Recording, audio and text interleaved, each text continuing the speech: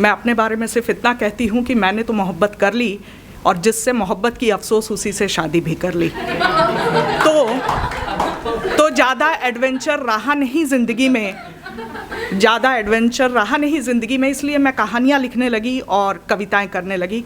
जैसा कि मैंने कहा कि इंजीनियरिंग बैकग्राउंड में मैं महिंद्रा में काम करती थी यहाँ वर्ली में, तो हमारा 5.5 days वर्किंग था। तो जो 1.5 दिन बचते थे उसमें मैं थिएटर कर लेती थी। और मुझे हिंदी से बहुत प्यार है, हिंदी, उर्दू, तो ये सब जो भाषाएं हैं वो मुझे लगता है कि दिल तक जाती हैं। Of course I am writing in English as well, but वो अलग चीज़ है। बस मैं एक सबैटिकल के बाद आई हूँ, जैसे शादी करने के बाद, फैमिली सेटल करने के बाद आई हूँ, तो मुझे ऐसा लगता है कि इतनी अच्छी फसल उगी है कि क्या बोलूँ। सिर्फ आप लोगों के लिए इतना कहना चाहूँगी, राहत साहब की बात हो रही थी कि लपक के जलते थे बिल्कुल शरारे जैसे थे, लपक के जलते थे बिल्कुल शरारे जैसे थे, नए नए थे तो हम भी तुम्हारे जैसे थे। और एक और कि आजकल के जितने भी हैं शायर या पोएट्स, पोएटेसेस, उनसे इतना सीखने को मुझे मिलता है, इसलिए मैं कोई भी ओपन माइक कोशिश करती हूँ कि ना छोड़ूं। और मैं बड़े प्यार से कहती हूँ कि बॉम्बे मेरा मायका है और पूना मेरा ससुराल। तो मायका मैं हर हफ्ते चली आती हूँ। और एक छोटी सी बात अगर प्यार मोहब्बत की चल ही रही है तो बता दूँ कि सब फैसले होते नहीं सिक्के उछाल के, ये दिल के मामले हैं ज़रा देखभाल के। मोबाइल के दौर के आशिकों को क्या पता, रखते थे कैसे खत पर कलेजा निकाल के। अब मैं मुद्दे पर आ जाती हूँ कि कहानियाँ लिखती हूँ लेकिन फिक्शनल नहीं लिख पाती, क्योंकि ज़िंदगी और ज़िंदगी में आए लोगों ने मुझे ढेर सारी कहानियाँ दी हैं। आज भी मैं जाऊँगी तो मुझे लग रहा है कि शायद बहुत सारी कहानियाँ मैं लेके जाऊँ।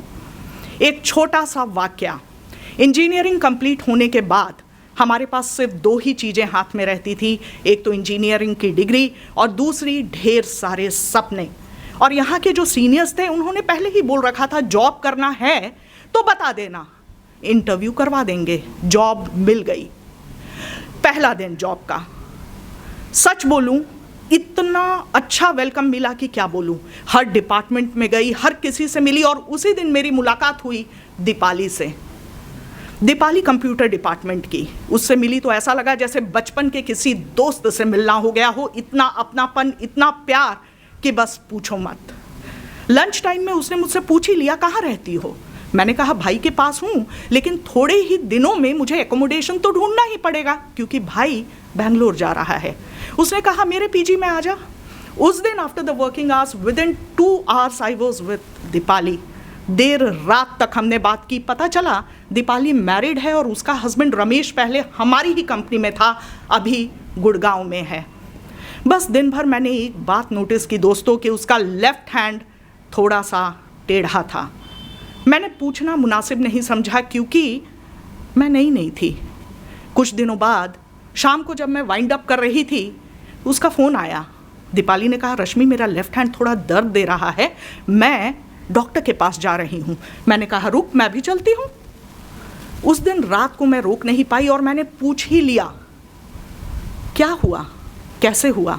उसने कहा, रश्मि 2 साल पहले तक मेरा हाथ भी तेरे हाथ की तरह नॉर्मल था, लेकिन एक रोड एक्सीडेंट ने मुझसे 2 चीज़ें छीन ली।